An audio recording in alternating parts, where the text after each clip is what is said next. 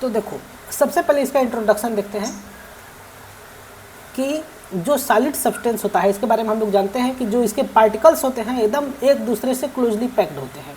कोई भी चीज़ हमारे सामने सॉलिड स्टेट में दिख रहा है तो उसके अंदर हर एक मैटर, हर एक मटेरियल क्या है, एकदम एक दूसरे से क्लोजली पैक्ड है, अर्थात एक के बगल में एक है, उसके पास स्पेस ही नहीं है, इसलिए वह सब्सटेंस जो है कि सॉलिड सब्सटेंस होता है। ठीक है, इस केस में दिया गया है कि जो सॉलिड स्टेट होते हैं इसके जो पार्टिकल होते हैं क्लोजली पैक्ड होते हैं, दे आर हेल्ड टुगेदर, यह एक दूसरे के साथ जो है कि बहुत ही स्ट्रांग इंटरमॉलिक्यूलर अट्रैक्टिव फोर्स होता है। जो इसके अंदर फोर्स ऑफ अट्रैक्शन होता है यह बहुत ही ज़्यादा होता है। जैसे कि आपका आयनिक बॉन्ड हो गया, जैसे कि आपका कोवैलेंट बॉन्ड में डायमंड के अंदर हो गया। ठीक है, तो ये सब चीज़ें आपको देखने में मिलेगा कि सब सॉलिड स्टेट में होते हैं और इसके अंदर स्ट्रांग अट्रैक्टिव फोर्स होते हैं। इन केस में सबसे ज़्यादा आपको आयनिक बॉन्ड में ये चीज़ देखने मिलता है और उसके साथ साथ मेटलिक बॉन्ड के अंदर भी हमको देखने को मिल सकता है ना। मेटलिक बॉन्ड सारा का सारा क्या होता है, सॉलिड स्टेट के अंदर होता है। हमें उसी के बारे में सबसे ज़्यादा पढ़ना है, हालांकि आयनिक बॉन्ड में भी देखना है।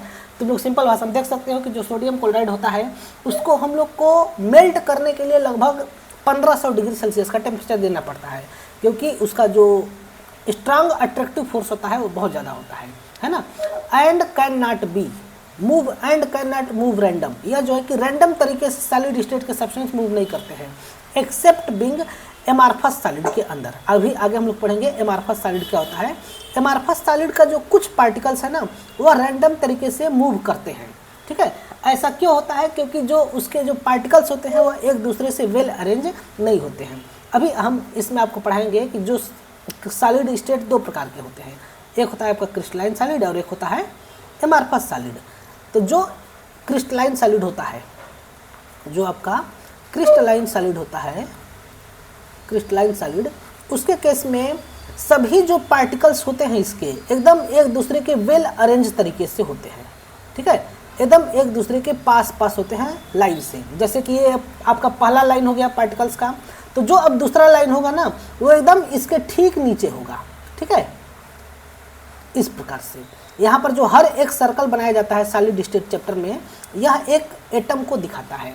अब जो अगला पार्टिकल होगा वो फिर से इसके नीचे आएगा इस प्रकार से। ठीक है, तो ये आपका एक लेयर बनता चला जाता है। ठीक है, तो जब ये लेयर बन गया तब इसके ऊपर भी पार्टिकल्स आते चले जाते हैं। तो जब इसके ऊपर भी पार्टिकल्स होंगे, जैसे कि ये पहला लेयर हो गया, तो इसके ऊपर ठीक से रखो, फिर से रखोगे तो क्या हो जाएगा, दूसरा लेयर प्राप्त होगा, फिर से रखोगे तो तीसरा लेयर, इस प्रकार से प्राप्त होता चला जाता है।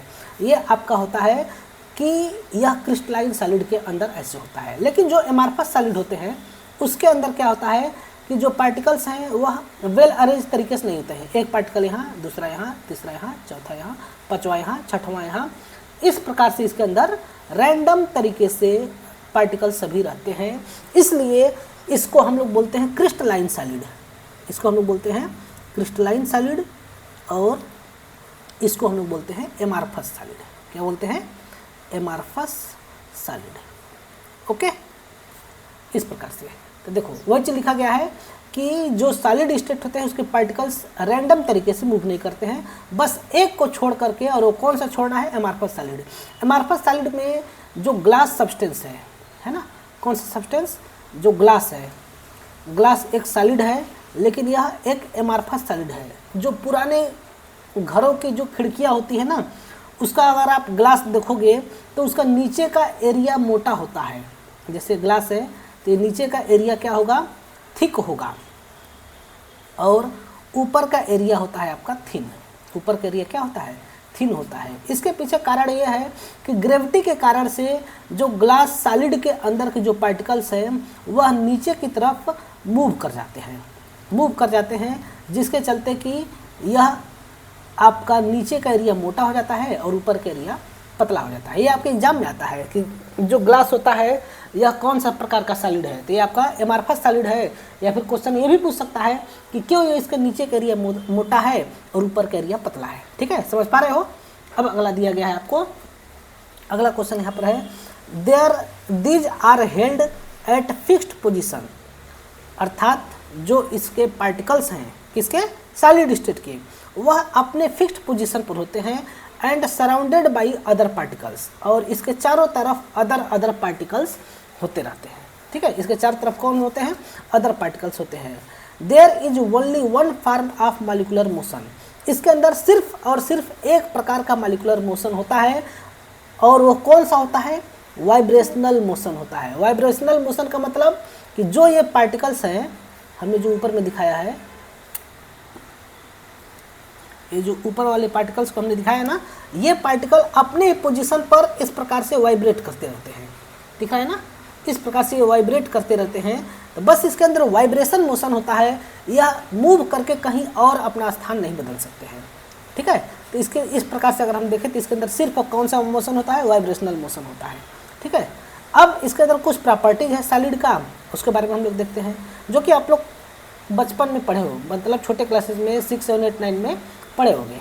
ठीक है, सबसे पहला है डिफिनिट वॉल्यूम एंड शेप, सब लोग जानते हैं, है कि नहीं? गैसेज जिसका कि न तो वॉल्यूम फिक्स है और न ही शेप फिक्स है। लिक्विड जिसका कि वॉल्यूम तो फिक्स है लेकिन शेप फिक्स नहीं है। अनलाइक का मतलब के समान नहीं, गैसों के समान नहीं होता है सॉलिड, जो कि गैसों में कौन सी प्रॉपर्टी होती है? गैस के अंदर प्रॉपर्टी होती है कि ना तो इसका शेप फिक्स होगा, नहीं वॉल्यूम फिक्स होगा। लिक्विड के अंदर प्रॉपर्टी होती है कि शेप तो फिक्स नहीं रहेगा लेकिन वॉल्यूम फिक्स रहेगा, है ना? तो सॉलिड जो है कि गैसों के समान नहीं होता है। सॉलिड है definite shape and rigidity. Rigidity का मतलब वॉल्यूम से ही मतलब है ना? सॉलिड के अंदर एक फिक्स शेप होता है और उसकी रिजिडिटी यानी कि कठोरता, यानी कि इसकी वॉल्यूम फिक्स रहती है। जैसे कि फॉर एग्जांपल हमारा मोबाइल जैसा है, 1 साल के बाद भी वैसा ही रहेगा, है ना, बशर्ते कि उसको कोई तोड़े नहीं। ठीक है, कोई भी सॉलिड सब्सटेंस है तो वैसा ही रहेगा। अब ये मत कहना कि सर चपाती जो है कि जब आटा रहता है तो कुछ और होता है, चपाती बनता है तो फिर शेप बदल जाता है, खा लेते हैं तो पेट में जाने के बाद शेप और बदल जाता है। किसी के मन में ऐसा प्रश्न है? बोलो संचिता। नहीं, ऐसा प्रश्न नहीं है ना? नहीं। क्योंकि ये कोई प्रश्न ही नहीं हुआ। अब देखो, जो आटा है उसके अंदर पार्टिकल कौन किससे बने हैं? ये जो है अब बात उठाए तो बता ही देते हैं। पहली बात का हमारा पेन ठीक से नहीं काम कर रहा है। जो फ्लोर होता है, फ्लोर, इसके जो पार्टिकल्स हैं छोटे छोटे, छोटा छोटा बिंदु दिख रहा है ना, लगभग इस साइज के आटे के पार्टिकल्स होते हैं। तब इस केस में क्या होता है कि ये जो पार्टिकल्स हैं एक फिक्स शेप है कि नहीं? इसका ये जो पार्टिकल हमने बनाया इसका शेप क्या है? फिक्स है, और इसका जितना एरिया कवर कर रहा है वॉल्यूम वो भी क्या है? फिक्स है। जब इस आटे के अंदर हमने वाटर को मिक्स किया तब यह जो है कि आटा क्या बन गया? गुथा हुआ आटा बन गया। अब फिर से ये सॉलिड स्टेट में हो गया है। वाटर मिलने के साथ अब इसके जो पार्टिकल्स हैं इसके अंदर आ गया, हाइड्रोजन के साथ बॉन्ड बनाने के चलते इसके अंदर H बॉन्डिंग टाइप का स्ट्रक्चर आ गया, H बॉन्डिंग हो गया, जिसके चलते कि अब इसका जो स्टेट है वह फिर से सॉलिड है, लेकिन अब इसके अंदर अट्रैक्टिव फोर्स आ गया है। अब हम इसको जब रोटी बनाते हैं या फिर जब चपाती बनाते हैं, इस केस में अब ये क्या होता है कि इसको हम पहले एक फिक्स शेप देते हैं और इसके बाद फिर इसको हीट करते हैं तो फिर से ये सर्कुलर शेप में हो जाता है। अब देखो सर्कुलर शेप में हो गया है तो भी इसी के जैसा इसके छोटे छोटे पार्टिकल्स जो है कि सब आपस में कंबाइन हो करके यह क्या बने हैं? यह चपाती बना हुआ है। अर्थात इस केस में भी क्या है ये? इस केस में भी यह सॉलिड स्टेट में ही है। आया समझ में?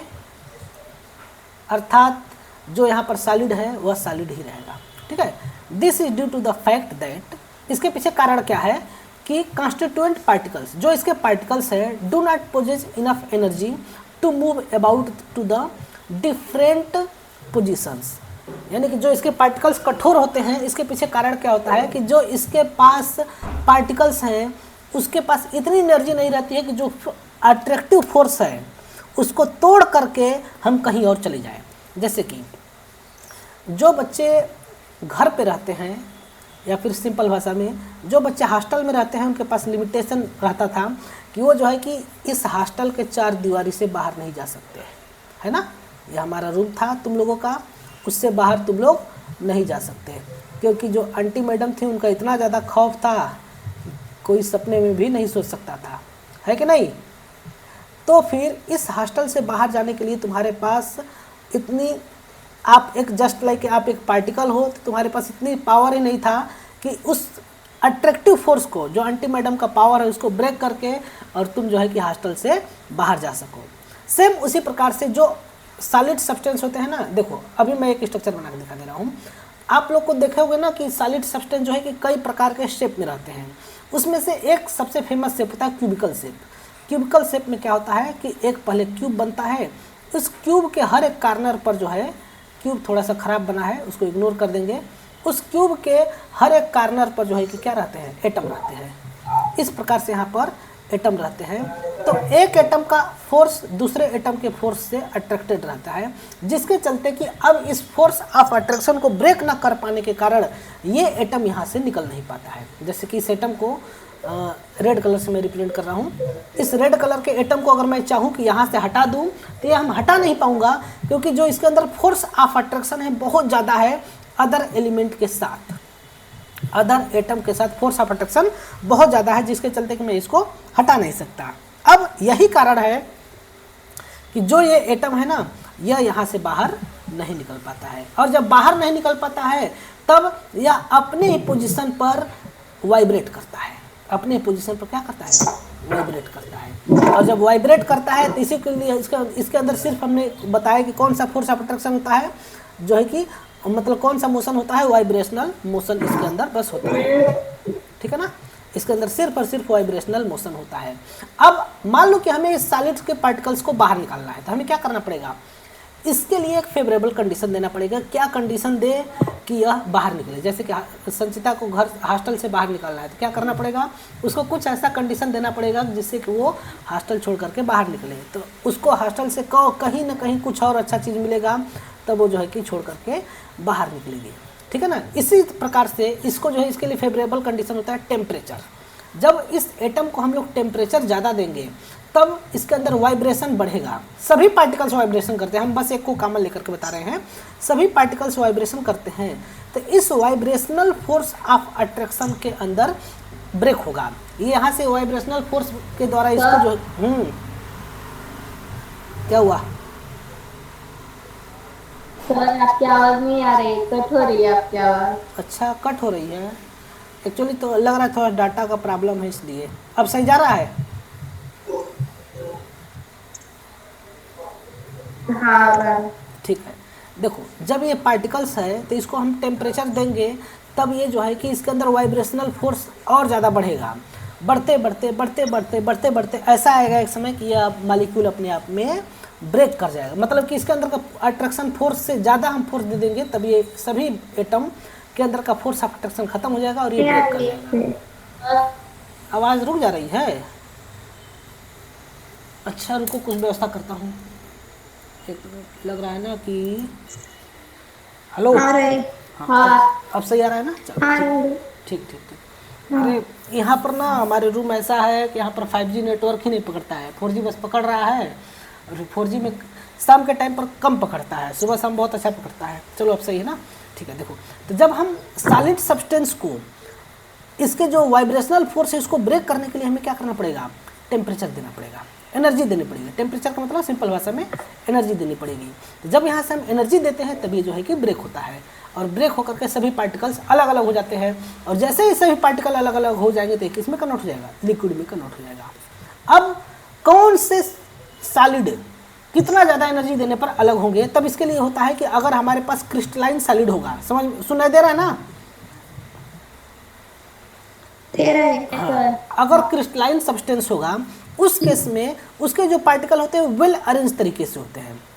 वेल अरेंज तरीके का मतलब जस्ट लाइक हम लोग के लाइफ का डिसिप्लिन। जैसे कि कोई व्यक्ति है अगर अच्छे से डिसिप्लिन में रह रहा है तो उसको बहकाना बहुत ज़्यादा कठिन वाला काम होगा ना, और जो डिसिप्लिन में नहीं रह रहा है तो उसको हम लोग बहकाना बहुत आसानी से बहका सकते हैं। जैसे कि हम हैं, हमको कहते चलो चाय पीते हैं, बस इसके बाद देखो, है कि नहीं। और जैसे कि तुम लोग हो, तुम लोग को चाय कह करके भी नहीं बहका सकते, है कि नहीं। तो जो क्रिस्टलाइन सब्सटेंस होते हैं वह जो है कि बहुत ही वेल अरेंज तरीके से होते हैं, इसलिए इसको अगर हमें लिक्विड स्टेट में कन्वर्ट करना होगा तो हमें टेम्परेचर बहुत ज़्यादा देना पड़ेगा। लेकिन जो अगर एमार्फस सॉलिड है, अभी हम इसके पूरा डिफिनेशन अच्छे से बताएंगे, लेकिन जो एमार्फस सॉलिड होता है इसके अंदर जो पार्टिकल्स होते हैं वो वेल अरेंज तरीके से नहीं होते हैं, एक यहाँ फिर एक यहाँ फिर एक यहाँ फिर एक यहाँ, सॉलिड ही है लेकिन यह एमार्फस सॉलिड है। इसका एग्जांपल हो जाता है आपका प्लास्टिक, है ना, प्लास्टिक, रबर और इसके बाद फिर ग्लास। इसकी पहचान क्या है कि जब इसको आप हीट करोगे ना तो पहले ये नरम होगा यानी कि सॉफ्ट होगा, इसके बाद फिर धीरे धीरे क्या होगा, मेल्ट होगा, धीरे धीरे ये मेल्ट होता है। प्लास्टिक देखो ना, जब प्लास्टिक को आप लोग गर्म करते हो तो क्या होता है, पहले नरम हो जाता है, सॉफ्ट हो जाता है, फिर इसके बाद ये मेल्ट होना शुरू होता है। लेकिन जो क्रिस्टलाइन सॉलिड होता है इसको अगर आप हीट करोगे ना तो हीट करोगे तो मेल्ट नहीं होगा, पहले सॉलिड ही रहेगा, फिर और ज़्यादा हीट करोगे तो भी नहीं मेल्ट होगा, फिर अचानक से ऐसा आएगा कि एक झटके में क्या हो जाएगा, पूरा का पूरा मेल्ट हो जाएगा। तब इस केस में इसको हम लोग बोलते हैं कि इस केस में होता है आपका sharp melting point. Solid state के केस में क्या होता है, शार्प मेल्टिंग पॉइंट होता है। और इसके अंदर जो मेल्टिंग पॉइंट होता है वो जो है कि वेरी करते रहता है, मतलब कि इसका मेल्टिंग पॉइंट का रेंज बहुत ज़्यादा रहता है, यानी कि पहले नरम होगा, फिर जो है कि गर्म होगा, फिर जो है कि पिघलेगा। ठीक है, पहले नरम होगा, फिर गर्म होगा, फिर तरल होगा। तरल का मतलब समझते हो ना, लिक्विड फॉर्म में, तरल का मतलब लिक्विड फॉर्म। ओके, देखिए वही चीज़ है। This is due to the fact that constituent particles do not possess enough energy, यानी कि जो इसके पार्टिकल्स होते हैं सॉलिड सब्सटेंस के पास इतनी एनर्जी नहीं होती है कि वो मूव कर सके और फिर जो है कि डिफरेंट पोजीशन में जा सके। ठीक है ना। Solids are characterised by their definite volume which does not depend on size. Solid substance जो है कि जाने जाते हैं या फिर उसको जो है कि बताया जाता है कि इसकी जो वॉल्यूम होती है यानी कि जो इसका आयतन है वो क्या होता है, फिक्स होता है। वॉल्यूम क्या होता है बताओ कोई लोग, what is volume? Vaishnavi more, volume क्या होता है? सर उसके मोबाइल हो गया, क्या? उसके मोबाइल चार्जिंग खत्म हो गया इसलिए वो लेफ्ट हो गया। अच्छा, उसका डाटा खत्म हो गया। हाँ अच्छा अच्छा, वो लेफ्ट हो गया। चलो ठीक है। तब बताओ क्या नाम है, चैत्राली तुम बताओ, व्हाट इज वॉल्यूम?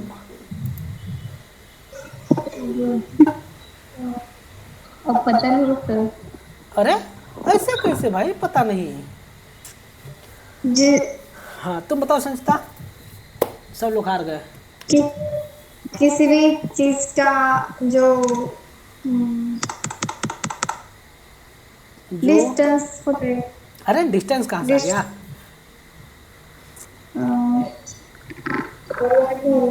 कोई भी सब्सटेंस जितना स्थान कवर करता है इस वैक्यूम में, वैक्यूम का मतलब खाली जगह में, खाली जगह में कोई भी सब्सटेंस जितना स्थान कवर करेगा वह उसकी वॉल्यूम कहलाएगी, है ना। समझ पा रहे हो? जैसे कि एक आपके पास 1 किलो का बाट है, बाट मतलब समझते हो ना, जिससे वजन किया जाता है। अब तो कंप्यूटर, अब तो जो इलेक्ट्रॉनिक डिवाइस आ गया है, पहले 1 किलो का बाट आता था, बटखरा हम लोग बोलते हैं हम लोग की तरफ।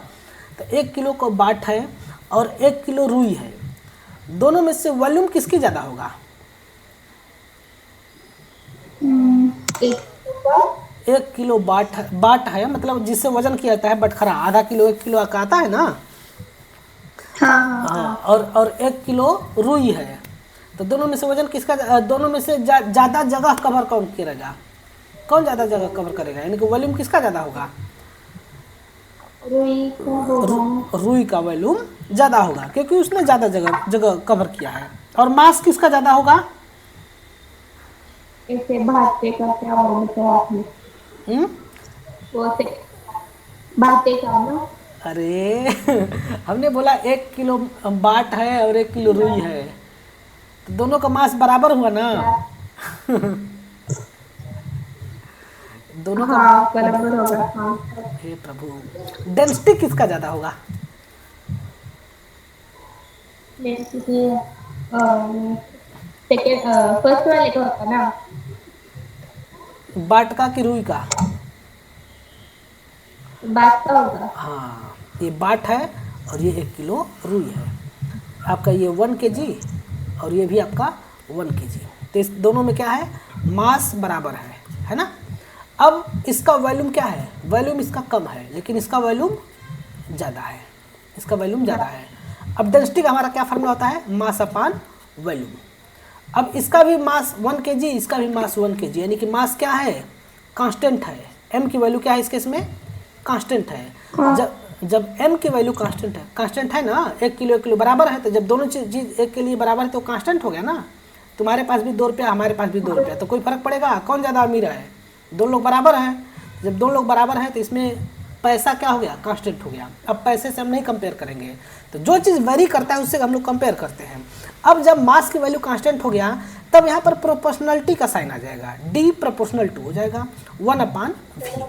अर्थात जिसका वॉल्यूम ज़्यादा उसकी डेंसिटी कम, है ना।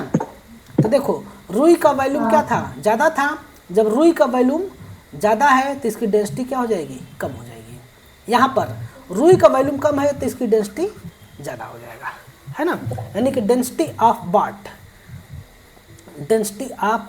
बाट, बी क्या स्पेलिंग होता है ये, बाट मान लो, इसकी डेंसिटी क्या होगी, ज़्यादा होगी किसके अपेक्षा, डेंसिटी ऑफ रुई के कॉटन के रिस्पेक्ट में, है ना। इस प्रकार से, और दोनों के दोनों क्या है, सॉलिड है, लेकिन यहाँ पर स्थान अलग अलग कवर कर रहे हैं, आया समझ में। तो वही चीज़ है कि अगर कोई भी सॉलिड सब्सटेंस है तो उसका जो वॉल्यूम है वो क्या होगा, डिफिनिट होगा, अर्थात उसकी वॉल्यूम फिक्स होगा।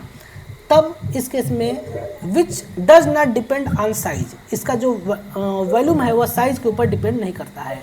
And shape of the container, और कंटेनर के शेप में भी नहीं डिपेंड करता है। ऐसा नहीं है कि जिस कंटेनर में सॉलिड को रखोगे वह उस कंटेनर का शेप ले लेगा, ऐसा तो होता नहीं। लिक्विड के साथ ऐसा होता है कि अगर लिक्विड को अगर आप बाटल में रख रहे हो तो बाटल के शेप का, और अगर जो है कि क्या कहते हैं ग्लास में रख रहे हो तो ग्लास के शेप का होगा। सॉलिड के साथ ऐसा नहीं होता है। This is due to the close packing of molecules. ऐसा इसलिए होता है क्योंकि इसके जो मॉलिक्यूल्स होते हैं ना वह क्लोजली पैक्ड होते हैं। क्लोज पैकिंग का मतलब क्या होता है कि मॉलिक्यूल एकदम एक दूसरे से चिपक करके रहते हैं, है ना। क्लोज पैकिंग, जैसे कि ठंडी के दिन में क्या होता है कि लोग सोचते हैं कि एकदम एक दूसरे से चिपक करके रहे ताकि ठंडा ना लगे।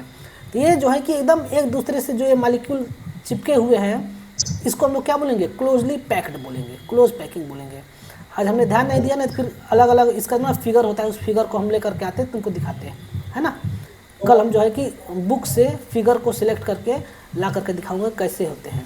ये होता है इस प्रकार से close packed molecule. Close pack का मतलब एकदम एक दूसरे से चिपके हुए होंगे, समझ में आया।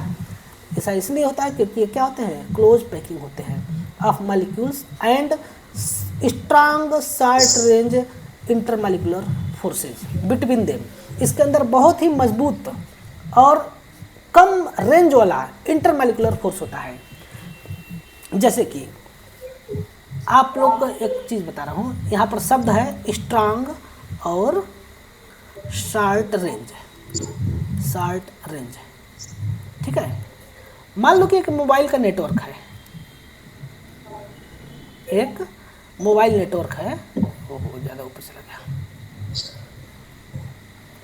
यहाँ पर एक मोबाइल का नेटवर्क है, एक लोग का घर यहाँ पर है, एक लोग का घर यहाँ पर है, ठीक है। एक सिम है, एक किसी कंपनी का सिम है, जो कि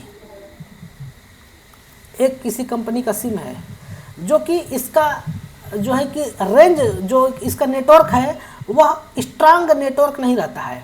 अर्थात जो इसका बात करते हैं ना, इस मोबाइल से अगर हम लोग बात करते हैं तो बीच बीच में आवाज़ फंसता है, इसकी आवाज़ बीच बीच में फंसता है। लेकिन इसके साथ विशेषता क्या है कि वो यहाँ भी पकड़ता है और यहाँ भी पकड़ता है, इस घर के पास भी पकड़ता है और इस घर के पास भी पकड़ता है। लेकिन एक मोबाइल का नेटवर्क है, एक मोबाइल किसी कंपनी का है, एक सिम, जो कि इसका जो नेटवर्क है यहाँ पर तो बहुत ही अच्छा पकड़ेगा, यहाँ पर बहुत ही अच्छा पकड़ेगा और यहाँ पर बिल्कुल भी नहीं पकड़ेगा। ठीक है। और जो येलो कलर से मैंने बनाया है ना, वो जितना अच्छे से यहाँ पकड़ेगा, मान लो कि एक खूंटी टावर यहाँ पर है तो इसमें भी एक खूंटी ही टावर होगा, लेकिन इसमें क्या होता है कि इसमें पूरा 4-5 खूंटी जो टावर है वो इसमें होता है, और यहाँ पर 0 खूंटी टावर होता है, यहाँ पर टावर ही नहीं होता है, ठीक है। तब जो हमने ग्रीन कलर से बनाया है, इसको हम लोग बोलेंगे कि इसका जो नेटवर्क है वह नेटवर्क स्ट्रांग है, और ये शॉर्ट रेंज का नेटवर्क है। इसका रेंज क्या है, कम है, शॉर्ट रेंज का नेटवर्क है। लेकिन जो मैंने येलो कलर से बनाया है, यह जो है कि वीक नेटवर्क है, लेकिन ये क्या है, लॉन्ग रेंज का नेटवर्क है। फॉर एग्जांपल, आपका जो BSNL का सिम है, BSNL के सिम में क्या होता है कि इसका नेटवर्क आपको हर जगह मिल जाएगा, लेकिन हाँ उतना अच्छे से आप बात करोगे तो उसमें आवाज़ में क्लियरेंस उतना अच्छा नहीं रहता है। समझ में आ रहा है? आप लोगों ने ऑब्जर्व किया होगा कि आप एक बार आप BSNL के सिम से बात करो और एक बार आप जियो के सिम से बात करो, तो BSNL का जो सिम होता है उसका आवाज़, उससे अगर बात करते हैं ना तो उतना अच्छा नहीं आता है। अब उसका रेंज लॉन्ग होता है, बहुत लंबी लंबी दूरी तक जंगलों में भी नेटवर्क पकड़ लेता है, लेकिन बस रेंज जो है कि ज़्यादा है, लेकिन वीक सिग्नल इसका होता है। लेकिन अगर यही दूसरी कंपनी जैसे जियो है, एयरटेल है, तो ये सबका जो है कि सिग्नल स्ट्रांग होता है, लेकिन अगर आप बहुत ज़्यादा दूरी पर कहीं चले गए ना तो वहाँ पर थोड़ा सा कम पकड़ता है, जंगलों में नहीं पकड़ता है, ऐसा सुनने में आता है। अब पता नहीं, ठीक है। ये चीज़ पहला इसका होता है कि इसका जो डिफिनिट शेप और वॉल्यूम होता है सॉलिड सब्सटेंस का। और दूसरा जो प्रॉपर्टी है इसका, ये हम लोग देखते हैं कि high density and low compressibility. जो सॉलिड सब्सटेंस होते हैं उसकी डेंसिटी बहुत ज़्यादा होती है, अर्थात जब डेंसिटी ज़्यादा होगी तो क्या कम होगा, जब डेंसिटी ज़्यादा होगा तो वॉल्यूम कम होगा ना। हाँ, डेंसिटी जब ज़्यादा होती है इसकी वॉल्यूम कम होगा, D प्रोपोर्शनल टू 1/V। किसके कंपेयर में, हम सॉलिड का कंपेयर कर रहे हैं तो लिक्विड और गैस से करेंगे। लिक्विड और गैस के रेस्पेक्ट में, जैसे कि समान मात्रा में हमने ले लिया है एक सॉलिड सब्सटेंस, और एक ले लिए हैं लिक्विड, और एक ले लिए हैं गैस। तीनों का अगर हम मास को बराबर कर दें, ये भी 1 kg, ये भी 1 किलो, और ये भी 1 किलो, और ये भी 1 किलो, तब इस केस में अगर हम लोग देखेंगे तो जो सॉलिड सब्सटेंस है इसका डेंसिटी ज़्यादा होगा, इसकी डेंसिटी ज़्यादा होगी लिक्विड और गैस के कंपेयर में। इस प्रकार से ऑर्डर होता है।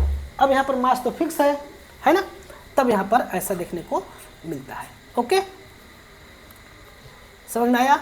तब जो डेंसिटी सॉलिड सब्सटेंस की डेंसिटी बहुत ज़्यादा होती है और कंप्रेसिबिलिटी कम होती है। कंप्रेसिबिलिटी का मतलब कंप्रेस करना, दबाना। जैसे कि एक गुब्बारे में गैस भरा हुआ है, तब उसको प्रेस कर सकते हैं ना, कंप्रेस कर सकते हैं। लेकिन अगर वही किसी गुब्बारे में हम गैस की जगह पर पानी भर दें, तब उसको उतना अच्छे से नहीं प्रेस कर पाएंगे। और दूसरा चीज़, किसी गुब्बारे को हम किसी छोटे से लोहे के बाल के अंदर पहना दें, तब उसको हम बिल्कुल नहीं कंप्रेस कर सकते, है ना। अर्थात जो सॉलिड सब्सटेंस होती है उसकी कंप्रेसिबिलिटी, यानी कि उसको प्रेस करना, उसको दबाना बहुत ही कम होता है, हम इसको कंप्रेस नहीं कर सकते, है ना। Solids have generally high density, solid की डेंसिटी बहुत ज़्यादा होती है, and low compressibility due to close packing of molecules, molecules के अंदर क्लोज पैकिंग होती है। अब देखिए, वेरी लो डिफ्यूजन। डिफ्यूजन का मतलब विसरण, हिंदी में बोलते हैं इसको विसरण। हिंदी छोड़ दो, बस शब्द को ध्यान रखो, ये शब्द को तुमसे कोई लेना देना नहीं है। डिफ्यूजन का मतलब होता है कि एक स्थान से दूसरे स्थान पर जाना। जैसे घर में हम पूजा करते हैं तो अगरबत्ती जलाते हैं, तो जब अगरबत्ती जलाते हैं तो जो गैसें हैं, जो अगरबत्ती से निकला हुआ सुगंध है, वह पूरे रूम में फैल जाता है ना। तो इस केस में हम बोलेंगे कि जो अगरबत्ती का खुशबू है वह डिफ्यूज हो गया है। या फिर देखो, कोई व्यक्ति परफ्यूम लगाता है तो उसके चारों तरफ जो है कि एकदम लोग मंडराते हैं, बहुत अच्छा परफ्यूम लगाया है ना। क्योंकि जो उसके परफ्यूम का जो गैसें हैं, जो पार्टिकल्स हैं, वह चारों तरफ जो है हवाओं के साथ डिफ्यूज हो जाते हैं। लेकिन सॉलिड सब्सटेंस के साथ ऐसा नहीं होता है। समझ पा रहे हो? अगर ऐसा होता तो सॉलिड रहता ही नहीं, है कि नहीं। जैसे कि अगर हमारा मोबाइल डिफ्यूज होता, जैसे कि हमारा मोबाइल सॉलिड सब्सटेंस है, डिफ्यूज होता तो हमारा मोबाइल ऑटोमेटिक हवा में मिल जाता ना। ऐसा तो होता नहीं है, मोबाइल जो है डिफ्यूज नहीं होता है, कोई भी सॉलिड सब्सटेंस नहीं होता है। बस कुछ चीज़ें छोड़ करके, जैसे कि कई बार होता है ना कि एयर फ्रेशनर लोग घर में रखते हैं तो सॉलिड पार्टिकल होते हैं, लेकिन वो धीरे धीरे डिफ्यूज होकर के ख़त्म हो जाता है। देखे होगे ना, कई लोग जो है कि बड़े बड़े घरों में, शहरों में लोग रखते हैं, या फिर अपने कई लोग वॉशरूम में रखते हैं, एक छोटे से पार्टिकल्स होते हैं, वो जो है कि डिफ्यूज होता रहता है, 1-2 महीने के अंदर ख़त्म होता है, और वो हवा को सुगंधित करता रहता है, हवा को साफ करता है। या फिर जो नेफ्थलीन का गोली होती है, जिसको कि हम लोग कपड़ों में डाल करके रखते हैं, तो वो जो है कि क्या होता है, समय समय पर डिफ्यूज होता रहता है। ठीक है, तो diffusion of solid is negligible. बस उन सब कुछ चीज़ों को छोड़ करके उसके अंदर कुछ ऐसी प्रॉपर्टीज बनाई जाती है कि वो अपने आप डिफ्यूज होते रहे। Diffusion of solid is negligible or very slow. इसका जो सॉलिड का डिफ्यूजन है बहुत ही नेग्लिजिबल है, या फिर बहुत धीरे होता है। As the particle have permanent position which they do not move easily, क्योंकि इसके जो पार्टिकल्स होते हैं, इसका जो पोजीशन होता है वो परमानेंट होता है। इसके जो देखो ये पार्टिकल हमने बनाया है ना, अच्छे से नहीं बना है, इसके जो पार्टिकल्स होते हैं वो परमानेंट होते हैं, और ये आसानी से एक जगह से दूसरी जगह पर मूव नहीं करते हैं। ठीक है, आ रहा है समझ में? As the particle permanent position from which they do not move easily, ये आसानी से मूव नहीं करते हैं। ओके, नेक्स्ट आता है वेपर प्रेशर। वेपर प्रेशर का मतलब क्या होता है, 1-2 बार हमने शायद समझाया है आप लोग को क्लास में, हमको याद आ रहा है, तुम लोग भूल गए होगे। What is vapour pressure? जल्दी बताओ।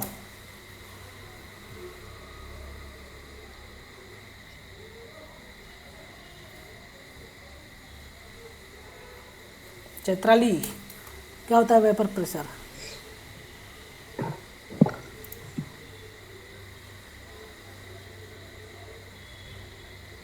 देखो हम ही बताते हैं, हमारे हवा में, एटमॉस्फेयर में गैसेज है।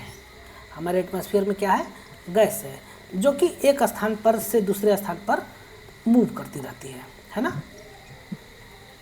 हमारे एटमॉस्फेयर में गैस है, और इस गैस का जो है कि रैंडम तरीके से मूवमेंट होता रहता है। अब जितना बड़ा एटमॉस्फेयर है, सभी में पूरा पूरा गैसें भरी हुई हैं, तो ये गैस के द्वारा प्रेशर लगता है, जो कि हम लोग इसको बोलते हैं 1 atm का प्रेशर। इसको हम लोग क्या बोलते हैं, 1 atm का प्रेशर। अब अगर कोई भी लिक्विड पार्टिकल है, मान लो कि हमारे पास वाटर है, इस कंटेनर के अंदर बहुत ख़राब कंटेनर बना है, तो इसको इग्नोर करो। इसके अंदर H2O के पार्टिकल्स हैं, वाटर के पार्टिकल्स हैं। जब हम इसको हीट करते हैं, या फिर वैसे भी नॉर्मली, वैसे भी ये क्या होता है, H2O के पार्टिकल धीरे धीरे लिक्विड से वेपर में कन्वर्ट होते हैं, है ना, लिक्विड से वेपर में कन्वर्ट होते हैं। और जब हम इसको नीचे से हीट करते हैं, जब इसको नीचे से हम लोग हीट करते हैं, तो उस केस में क्या होता है, उस केस में ये बहुत ही तेज़ी से वेपर में कन्वर्ट होगा। और जब वेपर में कन्वर्ट होगा, तो जो इसके अगल बगल का एरिया का जो हवा है, ऑक्सीजन है, नाइट्रोजन है, कार्बन डाइऑक्साइड है, कार्बन मोनोऑक्साइड, जो भी गैसें हैं, उसको हटाएगा, और आसपास वाटर का वेपर बनता चला जाएगा, है ना। जहाँ पर हम इसको वाटर रखे थे, वहाँ उस चारों तरफ क्या हो जाएगा, वाटर की डेंसिटी ज़्यादा हो जाएगी। और जब वाटर की डेंसिटी ज़्यादा हो जाएगी, तो वाटर का वेपर ज़्यादा हो जाएगा, और कोई भी चीज़ जब होता है तो उसका क्या बनता है, उसका प्रेशर बनता है। ठीक है ना। तब इस केस में बोलेंगे कि H2O का वेपर प्रेशर क्या हो जाएगा, ज़्यादा हो जाएगा। ये H2O जो है कि वेपर में कन्वर्ट हो गया, तो जब वेपर में कन्वर्ट हो गया तो उसका कुछ ना कुछ प्रेशर लगेगा, और जब प्रेशर लगेगा तो उसको क्या बोलेंगे, वेपर प्रेशर। जैसे कि H2O को वेपर में जाना है तो क्या करना पड़ेगा, अगल बगल के हवा को हटाना पड़ेगा ना। मान लो कि एक बर्तन में किसी बर्तन में पानी गर्म कर रहे हो, तो पानी वेपर में कन्वर्ट हो रहा है। तो जब वेपर में कन्वर्ट हो रहा है, तो वेपर हवा में जा रहे हैं, और मतलब एटमॉस्फेयर में जा रहा है, और एटमॉस्फेयर में पहले से नाइट्रोजन, ऑक्सीजन, कार्बन डाइऑक्साइड गैसें हैं। तो उस गैस को हटाएगा तभी तो वो वहाँ पर जा कर के बैठेगा। मान लो कि एक बेंच पर 2 लोग बैठे हैं, हमको तीसरे को बैठाना है, तो क्या करना पड़ेगा, प्रेशर दे करके उन दोनों को हटाना पड़ेगा। और उस केस में हमारे पास उन दोनों से ज़्यादा प्रेशर होना चाहिए, तभी तो हम उसको हटा के बैठ पाएंगे। तो जो बच्चा उन दोनों में से किसी एक को हटा करके बैठ गया, तब उन बच्चों के कंपेयर में जो नया वाला बच्चा था उसका प्रेशर क्या है, ज़्यादा है। तो जो यहाँ से वेपर स्टेट में कन्वर्ट हो गया है, तो उसका प्रेशर जो एटमॉस्फेयर में हवा थे उनसे ज़्यादा था, इसलिए इसको हम लोग क्या बोलते हैं, वेपर का प्रेशर बोलते हैं। आया समझ में? हाँ, सही में कि झूठे? सही में। अब देखो, जो सॉलिड सब्सटेंस होते हैं उसका जो वेपर प्रेशर है वह बहुत ही ज़्यादा कम होता है, क्योंकि ये सॉलिड से पहले लिक्विड में बदलेंगे, फिर गैस में बदलेंगे, तब नहीं इसका वेपर प्रेशर बनेगा, है कि नहीं? जब वेपर में जाएगा तब वेपर प्रेशर बनेगा। अब ये तो सॉलिड पार्टिकल है, तो इसका जो वेपर प्रेशर होगा बहुत ही ज़्यादा कम होगा, ठीक है ना? किसके कंपेयर में? लिक्विड के कंपेयर में। लिक्विड के कंपेयर में इसका वेपर प्रेशर कम होगा। कब? एक फिक्स टेम्परेचर पर। मान लो कि 25 डिग्री सेल्सियस पर वाटर है और 25 डिग्री सेल्सियस पर अदर वो है, क्या कहते हैं, पार्टिकल्स है, तब उस केस में आपका वेपर प्रेशर किसका ज़्यादा होगा? वेपर प्रेशर वाटर का ज़्यादा होगा अदर सॉलिड पार्टिकल के अपेक्षा। Some particles near the surface में have high energy as to move away into the vapour particles. कुछ पार्टिकल्स ऐसे होते हैं सॉलिड के जिसकी क्या होती है, सरफेस के जो एकदम ऊपर वाले लेयर पर होते हैं वह हाई एनर्जी के चलते हवा में मूव कर जाते हैं। जैसे कि अभी हमने आपको बताया था ना कि जो एयर फ्रेशनर होता है, एक जो है कि साबुन की तरह देखने में मिलता है, या फिर जो नेफ्थलीन की गोली है, उसका जो जस्ट सपोज यहाँ पर एक नेफ्थलीन की गोली है, ठीक है ना, इसका जो अपर सरफेस है ना, अपर सरफेस के मॉलिक्यूल धीरे धीरे हवा में जाते रहेंगे, अंदर के नहीं, जो ऊपरी सरफेस है ना वहाँ से जो पार्टिकल्स है वो हवा में जाते रहेंगे। जब ये हवा में जाएंगे तब इस केस में इसके चलते इसका वेपर प्रेशर क्या हो जाएगा, इस केस में इसका वेपर प्रेशर बढ़ेगा। और जब इसका वेपर प्रेशर बढ़ेगा तब यहाँ पर वह चीज़ बोला गया है कि कुछ पार्टिकल्स ऐसे होते हैं सॉलिड के जिसका कि वेपर प्रेशर होता है, बाकी सबका नहीं होता। जैसे मोबाइल का नहीं होता है ना, शुगर का नहीं होता है, साल्ट का नहीं होता है, साबुन का थोड़ा बहुत होता है ना। साबुन खोल के रख दो तो देखो उसमें से खुशबू आती रहता है। जो चीज़ में से खुशबू आ रहा है तो उसके अंदर क्या है, सॉलिड पार्टिकल है, लेकिन उसके अंदर से खुशबू आ रहा है, या फिर सॉलिड पार्टिकल है बदबू आ रहा है, तो उसका जो है कि वेपर प्रेशर बनेगा। आया समझ में? आज का लास्ट पॉइंट, मेल्टिंग पॉइंट। जो सॉलिड होते हैं उसका जो मेल्टिंग पॉइंट होता है लॉन्ग रेंज, मतलब कि बहुत ज़्यादा होता है। सॉलिड जल्दी लिक्विड में कन्वर्ट नहीं होते हैं। इसको लिक्विड में कन्वर्ट करने के लिए क्या करना पड़ता है, इसको लिक्विड में कन्वर्ट करने के लिए हमें इसको हीट देना पड़ता है, और इसके अंदर के जो फोर्स ऑफ अट्रैक्शन है, जैसे कि कोई पार्टिकल सॉलिड में क्या हो, क्योंकि बहुत ज़्यादा नज़दीक है तो उसकी नज़दीकी को हम कम कर देंगे, यानी कि उसकी नज़दीकी को कम कर देंगे, यानी कि कम नज़दीक रहे तो लिक्विड स्टेट में कन्वर्ट हो जाएगा, है ना। जैसे दिया गया है, the temperature at which solid and liquid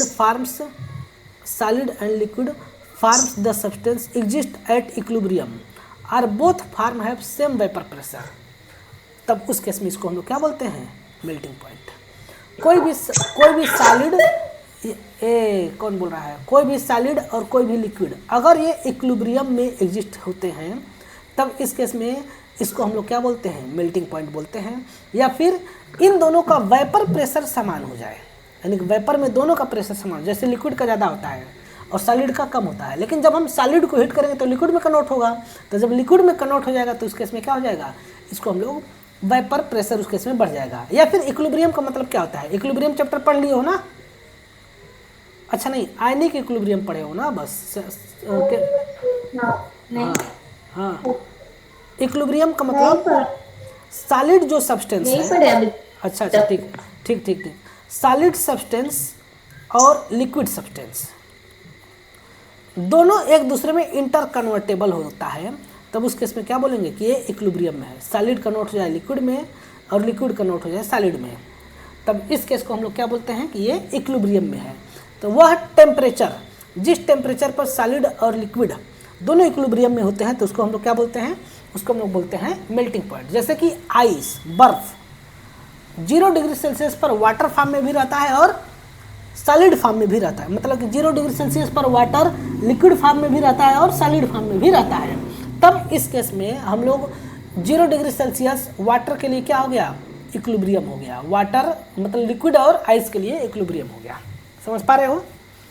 on supplying heat energy, जब हम लोग हीट एनर्जी देते हैं, the particles acquire sufficient energy, particle जो है कि प्राप्त कर लेता है उतना एनर्जी जिससे कि अपने अंदर का वाइब्रेशनल फोर्स को तोड़ सके और जिस पोजीशन पर था उस पोजीशन से भाग सके।